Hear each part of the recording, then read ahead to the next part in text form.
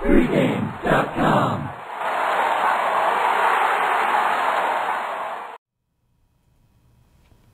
The Thunder at San Antonio, Game 1 on Sunday of the Western Conference Finals, and team basketball at its very best from these two teams, VR. And I'm going to tell you what, right now, going into this series, going to get this out of the way right now, the Spurs have owned the Thunder 8-2 the last 3 years, 8-1 the last 9. Scary thing if you're a Thunder backer or a fan of this series, and backing the Thunder just as a fan standpoint, is that Parker, Ginobili, and Duncan weren't around for 4 of those 8 wins.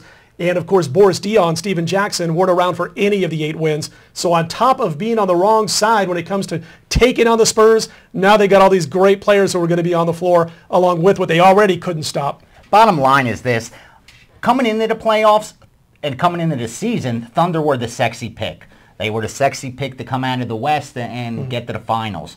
Now, all of a sudden, this San Antonio team, the small market team who's won championship but gets no respect, all of a sudden, they're getting a lot of respect. I mean, all I keep hearing is San Antonio this, San Antonio that. They haven't lost since, early April. They're on a roll. They're covering numbers. They haven't lost a playoff game. They're 6-2 against the spread in the playoffs, even though supposedly they're getting some inflated numbers.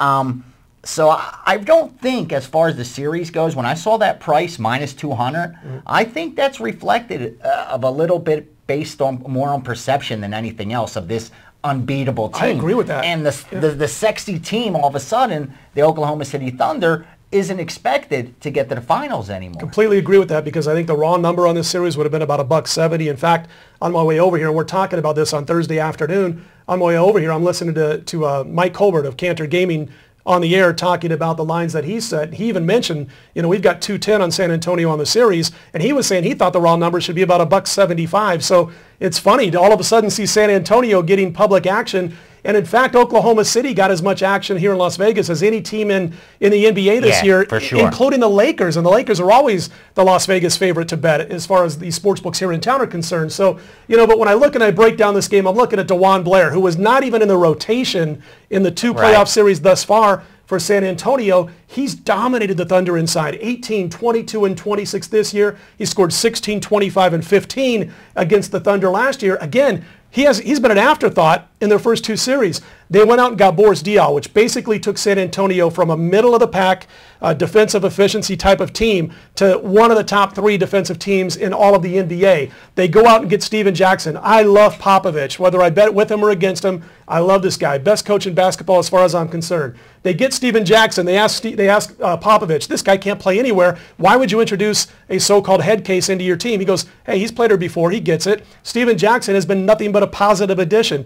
Whatever they do is going right because they have got great front brass. They know what they're talking about and what they want to fit their system, and nobody breaks out of it. One other thing that I like about this team, you've got 10 guys who can shoot the basketball. Yeah. And they can go outside, they can go inside, and Westbrook has not seen a point guard. Tony Parker's right. He's not seen a point guard like Tony Parker in these playoffs. I agree, but on the flip side, Tony Parker may not have seen a point guard, someone defending him with the speed of Westbrook yet in these playoffs either. And Parker's getting up there in age, so I don't think it's going to be a cakewalk for him. I'll tell you this, you're not going to get rich betting against San Antonio, especially at home. Right. They're 32-5 at home, only lost 5 games. And more importantly for bettors, they're 27-8 against the spread. 77% ATS mark at home. So you're not going to make a lot of money betting against them, even though they're inflated. With that said, I think the value in this game in Game 1 is the under. And it looks to me like the wise guys disagree with me. I'm sure the betting public disagrees with me. But I'm going to explain to you why. This total opened 201 and immediately caught sharp money on the over. Now, personally, I think that's the wise guys getting out ahead of the public, because the betting public's going to come in on the over for sure. And this is a game where the line's been up for a couple days. They're waiting, till this game starts. So you're going to get a lot of cross-sport parlays. You're going to get a lot of parlays from Boston, Philly Game 6, Miami, Indiana Game 6, crossed over to this game on Sunday. And because of that, I think this was a move where the wise guys got out ahead of the public. And when this total keeps climbing, do not be surprised to see some late steam, the real position, come back on the under. When That's what Colbert was saying, though, when I was coming over, is he says we haven't taken a ton of action on this game yet because it is Sunday. Exactly. People are waiting to see where their money is going to be. Exactly. He did say they're getting 50-50 almost on between San Antonio and Oklahoma City. I'm not surprised. You know what I was going to tell you, though? You're talking about the under. I mean, the under. I'm sorry. You like the under. If San Antonio dominates this game, I'm going to tell you right now, if they're up a comfortable 10 to 12 points in the second half of this game, I think the under comes in without much trouble. And here's why. Because if they're dominating the Thunder, it's because they are forcing Oklahoma City to take long-range, inefficient jumpers. If Oklahoma City is in this game and in this series throughout, it's because Durant and Westbrook are doing what they should do, drive the paint. San Antonio doesn't hack. They don't get in foul trouble. That doesn't mean you don't try to get them into foul trouble. And if the Thunder are going to be there, then it might tend to push it over because it means they're driving the paint, or it means they're hitting an above average of long-range, inefficient jumpers, which won't happen throughout an entire series. Now, if San Antonio's up 10 to 12 this whole fourth quarter, second half, I think your under comes in by probably 6 to 8 points. The thing is, when you look at what most bettors do, and like I said, now we have an influx of recreational bettors joining the party. They're going to look at the season, what happened during the season, and these two teams, these played 3 times. All 3 games flew over the total. The total is 196.5, 194.5, and 206. Right. And these went over 203, 204, and 219. The last time they played, they scored 219 points. But when you look, during the season, you're looking at 2 of the best offensive teams. Number 3 in points scored per game, respectively, and number 2 in San Antonio, points per game scored.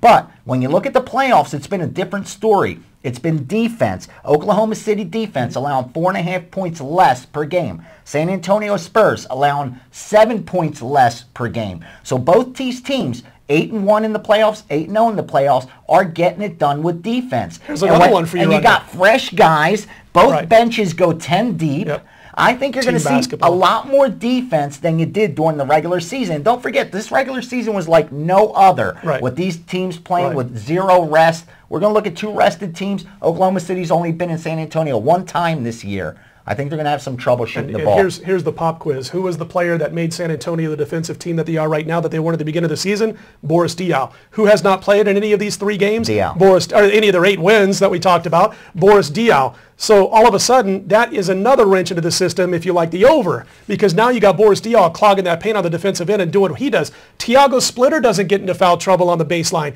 When he's in the game, he's a straight up, up and down, arms in the air, 7-foot guy who has a 3-foot wingspan on each side, 6-foot wingspan. He's reaching 10 feet in the air. He doesn't foul. Tim Duncan, he doesn't foul. So you are, again, looking at a different San Antonio defensive mindset than what you saw a month or 2 ago, and it's basically because of what they're doing with Diaw. Again, if you like the Oklahoma City Thunder, I'm going to ask you, I know you're on the under, if you had to go with Oklahoma City, tell me where they're going to get an advantage other than Kevin Durant, really, on the floor, for the series I'm talking about. I really don't see it. The only problem with the Oklahoma City side is that they like to run the ball. And this year's Spurs is built a little differently than what we've seen in the past. And you're not going to outscore them.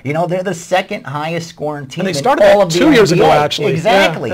So it's not like when they played the Lakers and Oklahoma City said, we could outscore this team. You're not going to go into San Antonio thinking you're going to outscore them, especially at home. So I think the game plan's got to be different for Oklahoma City. I don't know if they could switch it up that quickly, but they're going to be forced at one point or another to slow the basketball down. And if they can't play an efficient half-court game, they're going to get destroyed in this series. VR, good stuff on the under. Hey, we've been talking about Oklahoma City and San Antonio, and we could probably go on for about 3 hours.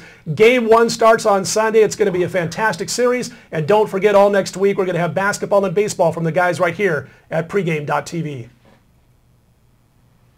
I can't wait.